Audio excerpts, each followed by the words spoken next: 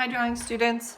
So I've gotten a little ways on my drawing and now I'm getting to the part where I'm actually hitting the face and starting to deal with that. I thought I would address some like typical issues that people run into. So when I run into a part that's a little more complex using this process, something that's helpful is to take a screenshot. And then from your screenshot, you can draw on the image a little further and zoom in a little closer, which sometimes can be helpful. So I would just say done here and save to photos. And then I can pull up that image in my photos and just look at that section by itself. So that makes it a little easier for me to see what I'm dealing with. My image on my paper is a lot smaller, so if it helps I can shrink it a little bit, but I think seeing it larger helps me know where things are going to go. I think the most important part that helps me the most is the midpoint lines. So I put those midpoint lines in, and as I start drawing this, I really have to pay attention to the shapes. Now, eyes specifically are something that people can make some mistakes on because they think more about what they think they should look like versus what they actually look like. So the amount of white space you see in the eye is really important, and following the curve of the eyelid.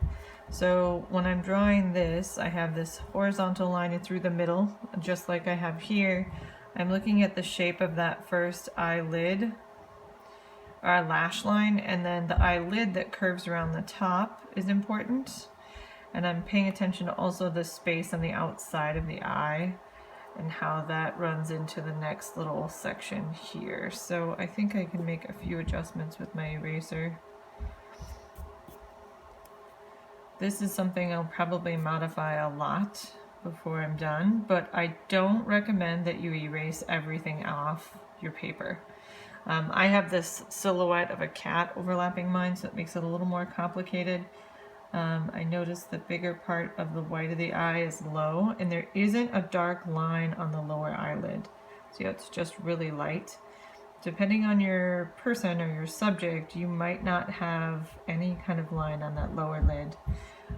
So I'm just going to fill in the iris part and leave that lower lid kind of just barely there, and I'll add that little bit of shadow I see. And I'll probably take my eraser and sharpen that edge a little bit more. Now I'm not getting really fussy about this yet. I'm just going to pay attention to what's there. I think I might have a little bit too much space on the edge.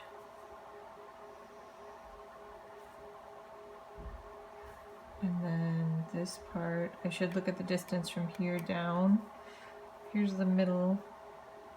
I think I still have my eye going too high compared to what the original is. So I'm going to lower that part again. And then I will also, if I look at the middle from here to here, and I mark this, if I'm looking at it here, these shadows should come out in the center. And that means this will go lower.